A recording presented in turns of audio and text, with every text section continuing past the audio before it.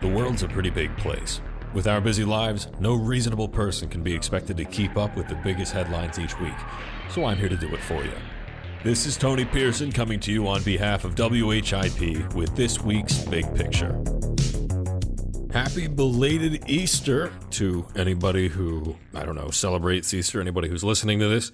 And if you're listening to this the day it gets uploaded, at least the day it should be uploaded, happy Monday. Before I get into this week's Big Picture news, I do want to talk about a bit of a format change that's going to be happening beginning with this episode. There are two things that are heating up right now in general that make a difference for this show. One is my schedule. As you all know, I am a full-time student here at beautiful Temple University, and we are getting close to that time where finals and final projects and quizzes and all that lovely, wonderful stuff is heating up.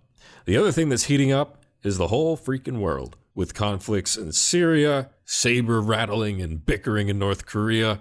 I've got a feeling that a lot of the news in the coming weeks is going to be updates regarding those two particular situations and other situations involving the U.S. diplomatically and militarily. Because of that, the next one or two episodes of The Big Picture are probably going to be focused on, those two things. The conflict as it heats up in North Korea.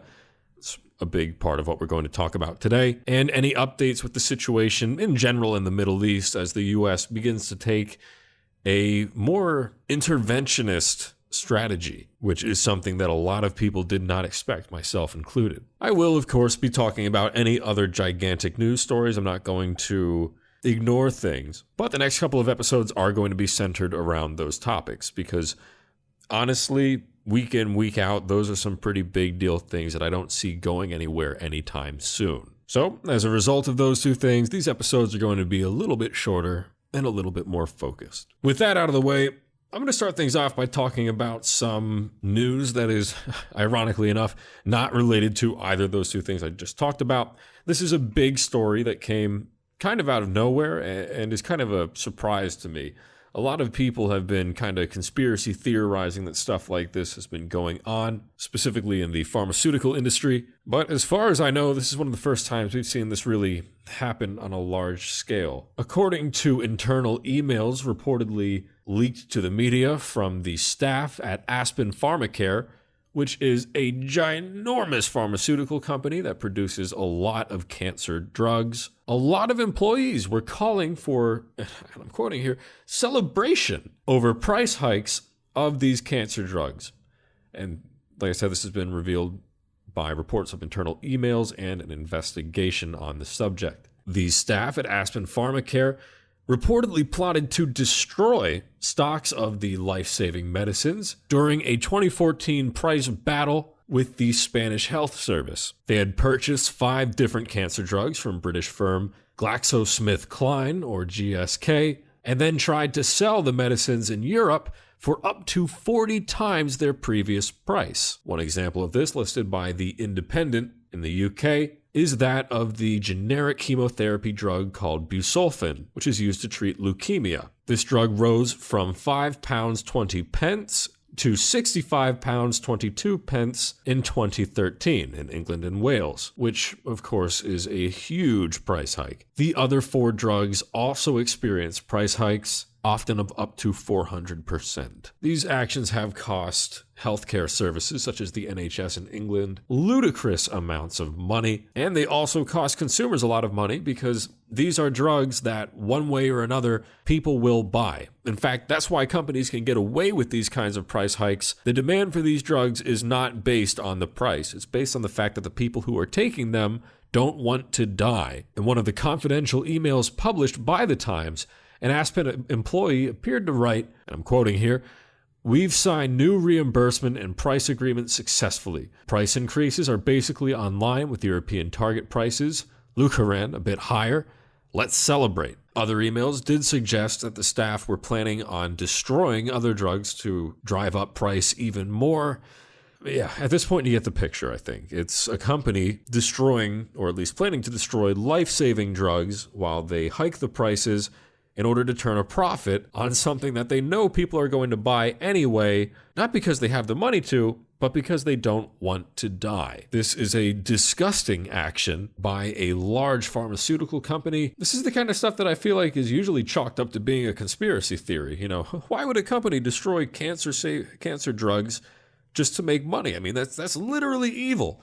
Well, this is evidence of it actually happening. So I guess in the future, I'm going to have to take those claims a bit more seriously. According to officials, new laws are being worked on to prevent stuff like this from happening in the future, at least over in the UK. But word on any specific punishments hasn't really been released. I personally hope someone goes to jail over this. It's one thing if they would be hiking the prices on some kind of medication that isn't absolutely necessary. Frankly, I think that most medication is necessary in some way, shape, or form. That's kind of how it works. But in this case, these are drugs that people with terminal illnesses need. I mean, as far as I'm concerned, stuff like this goes out of just normal crime territory and starts being a crime against humanity. This is tantamount to murder, I think. But of course, that is just my opinion. I would hope at least that anybody hearing the story is at least a little bit disgusted by this. I mean, this is the definition of a big faceless corporation taking advantage of people who cannot really help themselves. Now we've got that stuff out of the way, on to the military stories. We're going to start out briefly in the Middle East with a really kind of big development that didn't have as much fallout as you might think. The US bombed ISIS militants in Afghanistan on Thursday, which in and of itself is some pretty direct intervention that we might not be used to in recent years. But the big news about this development is the bomb that was actually used. Specifically, the QBU-43B Massive Ordnance Air Blast Bomb, also known as the Moab, or Mother of All Bombs. This is actually the first time a Moab has been used in the battlefield, and that's because the Moab is a really, really, really big bomb. In fact, it is the largest bomb, not nuclear of course, in the US arsenal, with a fireball radius of about 300 meters and an effective area in general of about a mile. This bomb is a huge thermobaric weapon, and because a lot of media reports are kind of going crazy with this thing right now, I'm going to explain how it works real quick. First things first, it is not nuclear. It might look like it. This bomb is so big that it creates a bit of a mushroom cloud when it goes off. But rather than using fission to create a massive blast, it actually uses oxygen from the air around it to create a massive blast. Most bombs have some kind of fuel and then some kind of oxidizing agent that react to, well, violently explode. In the case of one of these bombs, they are very technologically advanced and they use oxygen from the air around them with a lot of fuel because they don't need to have an oxidizing agent within the bomb itself to make a really big boom. These bombs are effective not only because of the sheer size of the blast, but because the reaction itself is so violent and quick, it actually sucks all of the air out of the area it's used in, which is why if you drop it on tunnels or an underground facility, it is really, really effective. It creates almost an instant vacuum, tearing people apart even if they're not in the actual fireball of the blast. With all that said, it makes sense this is the bomb that they used. According to a statement from the White House, this targeted ISIS tunnels and caves. And if that's what they used it on, I think it's safe to say it was quite effective. Moving away from the Middle East to North Korea, a quick recap of last week. The US sent a warship, specifically a bit of a strike team, to the coast of North Korea, Japan, that whole area. Japan also sent some warships. It's essentially a buildup of force right outside the area as North Korea's been launching missiles and threatening nuclear tests recently. And kind of like in the Middle East, it seems that America is done sitting back and letting this stuff happen. It seems we're getting ready to take action. North Korea responded to this in the usual way, threatening nuclear action, saying that they're very, very angry.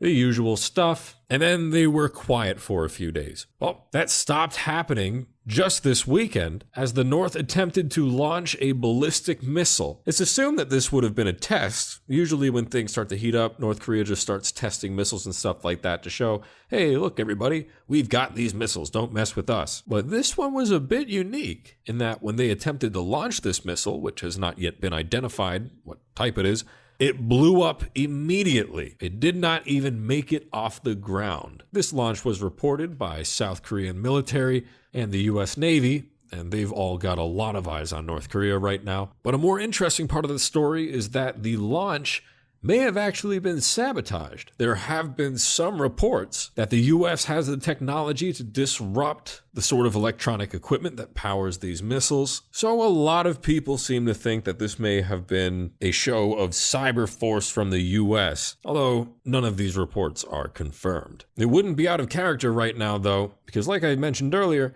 it really does seem like the US is getting ready to address the North in a much more direct manner than we have in a long time. On this note, Vice President Pence visited South Korea today, actually, and for the record, today is Monday, April 17th, taking a trip to the demilitarized zone and speaking with the South Korean military. In a statement to the media at the event, Pence said that the era of strategic patience is over. He went on to say that President Trump has made it clear that the patience of the United States and our allies in this region has run out and that we want to see change. We want to see North Korea abandon its reckless path of the development of nuclear weapons and also its continual use and testing of ballistic missiles is unacceptable. In general, it seems like the view, at least from America and its allies, is that the time of sitting back and not taking North Korea seriously is coming to an end.